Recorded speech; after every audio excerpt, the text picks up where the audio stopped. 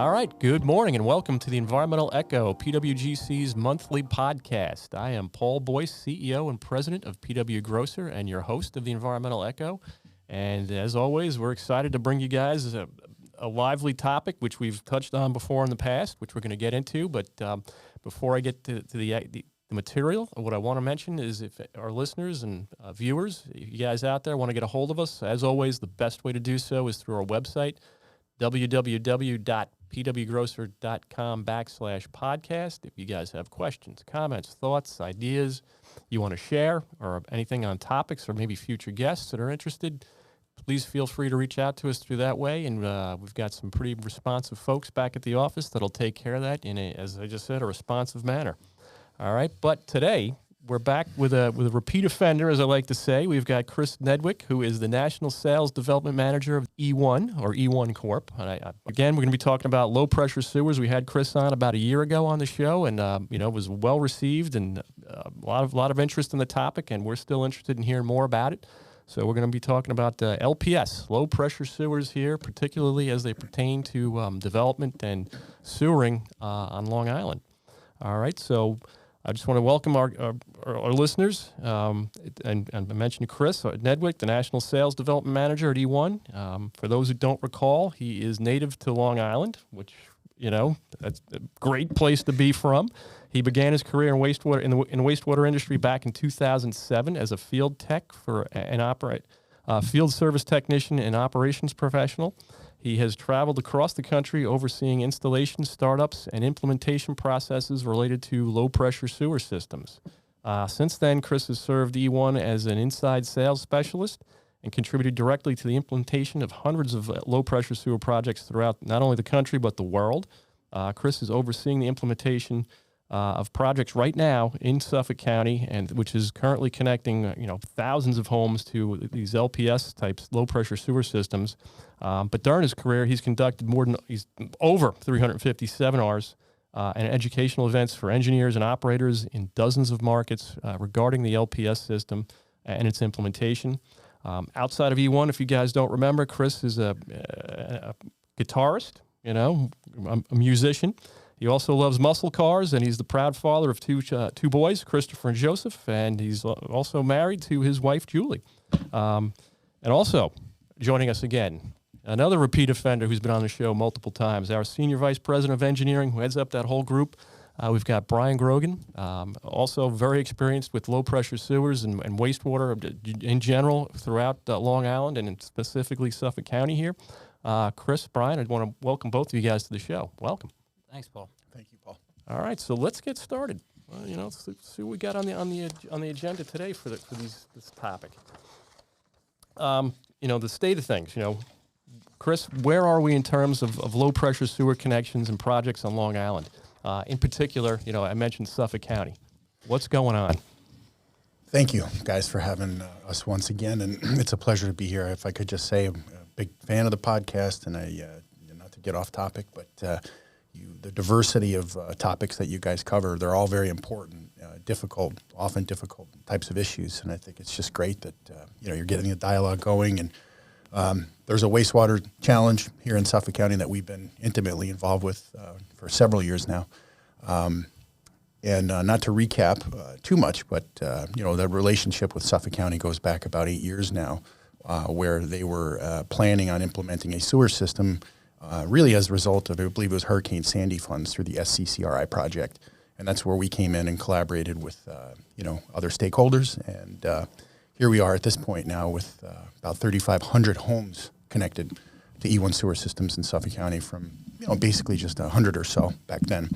And, we see lots of opportunity for more implementation of this technology here in the coming years, 5 to 7 years, we think, at least. And, we've got systems now in Wyandanch. We've got, obviously, Patchogue, which is a bit of a legacy project for us, and it's been a great success story, and also the town of Babylon. And those are primarily the SCCRI projects. We've got the Forge River project coming on, which will be about another 2,000 homes, and that's starting in earnest, really, as we speak. Forge River, for our listeners that don't know exactly where that is, that's the Mastic Shirley area? Correct. Yeah. Interesting. One of the points that Bryan made previously was, one of our biggest challenges in this county is to, and really of all of Long Island, is to have more wastewater treatment facilities.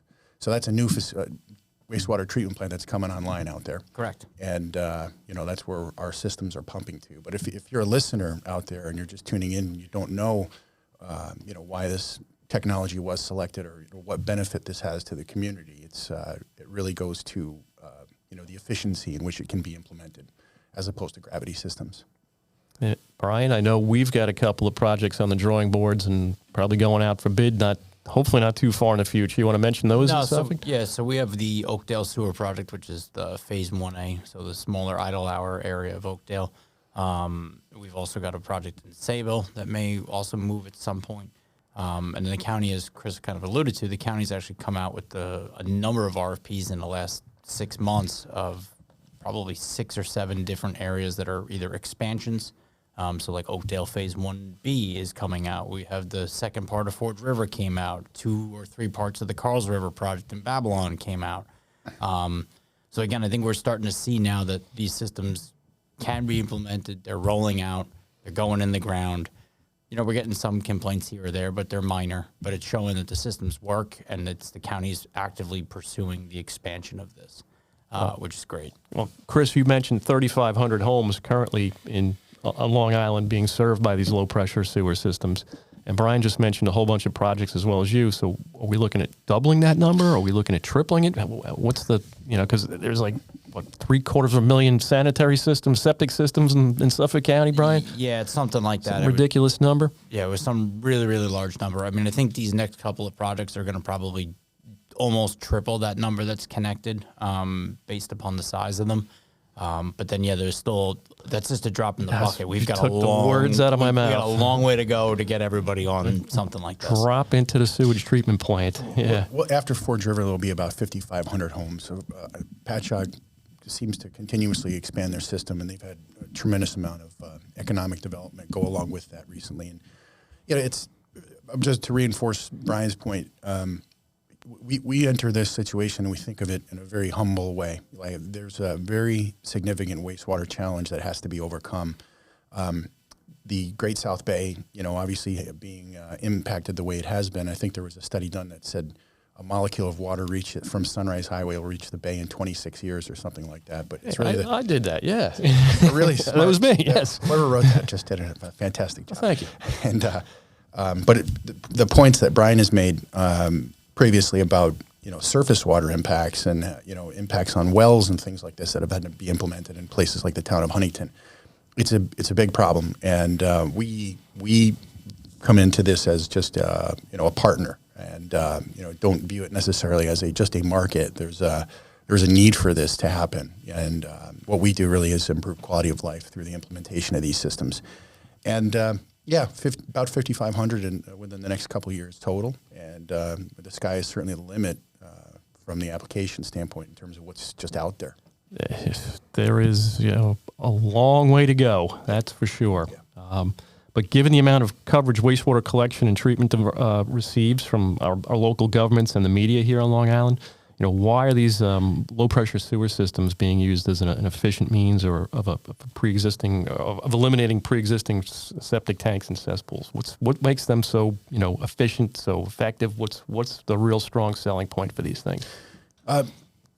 Capital expenditure reduction would be first and foremost. Really, there's a couple that are interchangeable at the top. A cost reduction. We saw one study that said it would have cost potentially up to $2.3 billion to sewer what's being sewered now, which has been done for about 15% of that. So the CapEx, capital expenditure, upfront cost, if you will, can be reduced 50, 60, 70, 80% or more in many cases. And the reason for that is because our system is a small diameter network of pipes that can be installed without open trench techniques. So also at the top of the list, you can rightfully say is, community disruptions. Right. If let's say it's a commercial district, well, it's kind of difficult to tell a business owner sometimes, that you must connect to a sewer system. Oh, by the way, we're going to close the street down for 6 months. So using low pressure, that small diameter nature of the technology allows for things like directional boring to occur more frequently and with greater predictability. And those are really the two main things. And we know also as we evolve, again, this is a time-tested technology. It's been around for 55 years now. And we know from third parties that have both gravity and low pressure that it actually costs far less for them to operate their pressure sewer systems as opposed to their gravity systems. Point I made on our previous get-together, we're not here to bash gravity or per se. There's an appropriate application really for every technique. But 7-8 times out of 10, we can show you a significant upfront cost reduction and minimize cultural impacts and things like that. So what's going on here in Long Island with all the existing infrastructure and the population density, and how everything is already developed, right?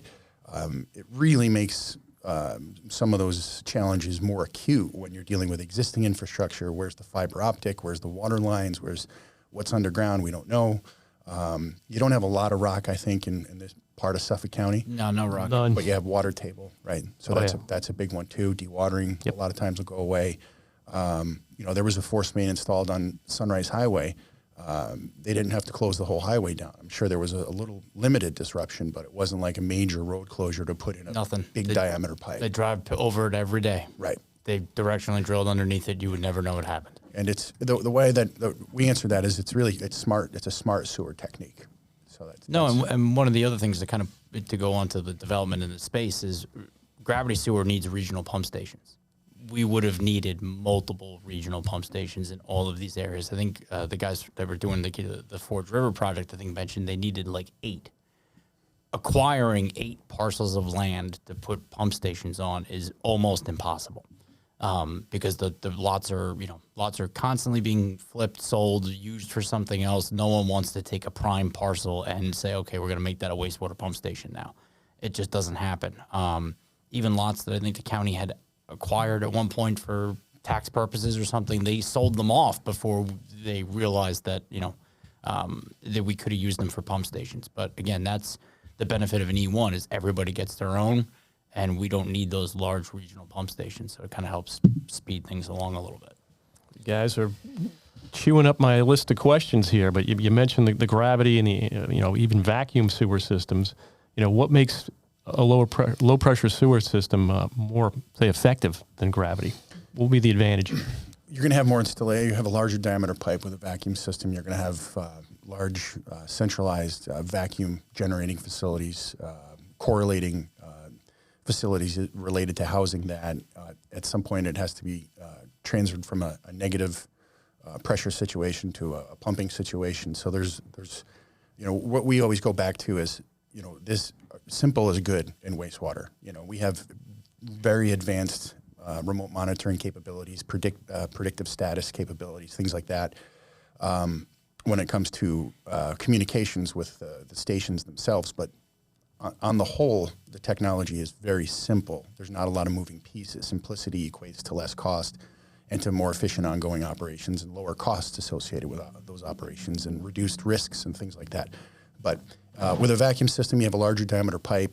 There have been some issues with diagnosing problems in the systems, and some of those made their way to the press. And we're not claiming to be perfect by any means, but we believe that our system, a pressure sewer system, is truly the most serviceable, the easiest to put in, has the best long-term performance in terms of operation and maintenance costs.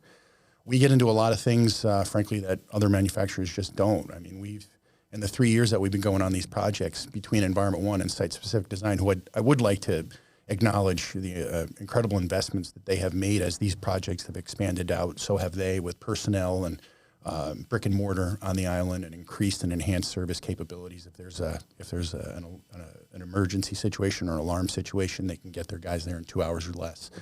So you can make a really great product, but if you don't have good local support, what good is it? Kind of forget where I was going with that one. But in terms of the other systems that are out there, it really comes back to the simplicity, the cost reduction, and what is it like to live with that system for 30 years. We don't think in terms of, okay, we want to just come and ship, a bunch of truckloads of this product into this market. We're in it for the lifetime, right? And we want to, deliver a system that works for a lifetime and, in an efficient and good way. Bryan, anything to add to that? No, I think Chris covered most of it. That was pretty good. I think, he did. But yeah, it kind of already got to my next question about cost. We talked about how much more cost effective these systems can be from a gravity system, which might be deep, dewatering, open trench type stuff, and then the O&M, right? Is there an O&M cost savings to these systems as well? There is. We look to third parties for that. What we call Knox County, First Utility District in Tennessee. They're going with pressure sewer as a default option. They're trying to get away from deep gravity pipes. That there's a risk associated with that, maintaining them, and they have O&M data that indicates it's far less to maintain the pressure sewer than it is because they have both gravity and pressure sewer. So that would be one example that we point to, and that's their information, not ours.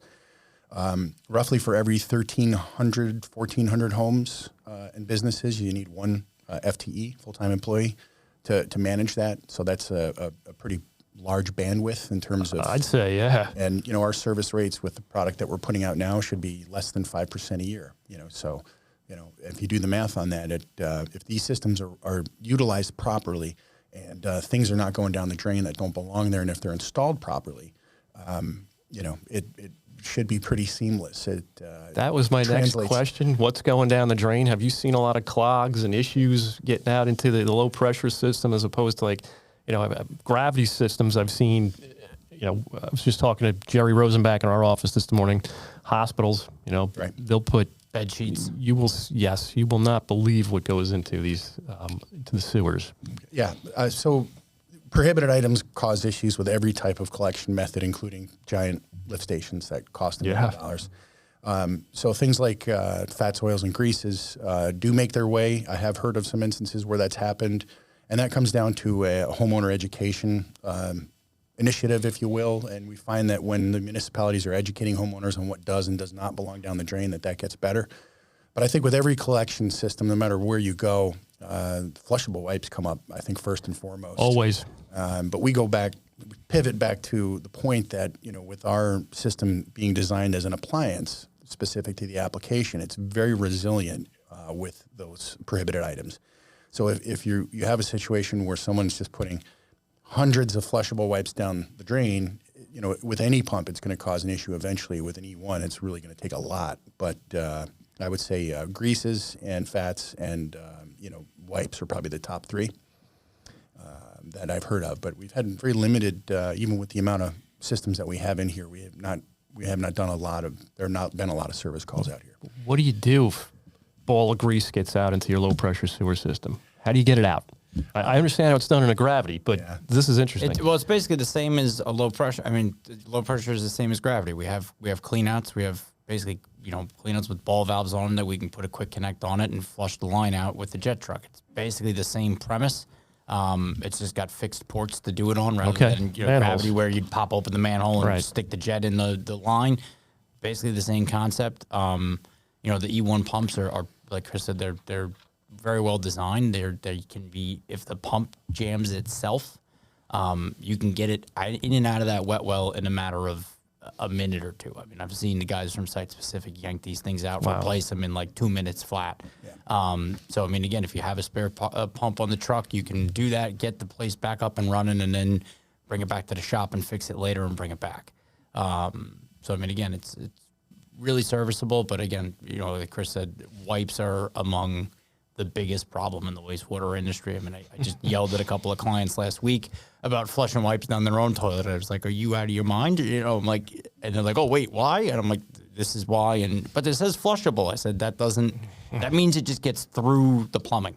It doesn't mean it degrades. It doesn't mean anything break else. Down, right? It's not like, but like Chris said, that happens, up and down the scale of wastewater. You go to the big, events and everything. You go to the NIWEA seminars, and there's guys pulling 100 horsepower pumps that are just covered in wipes, and they're jamming those pumps. So, like you said, you could have a $1 million pump station go down with pumps. It's so All right, I just want to say that is the end of part 1 of this 2-part series on low-pressure sewers with the E1 guys.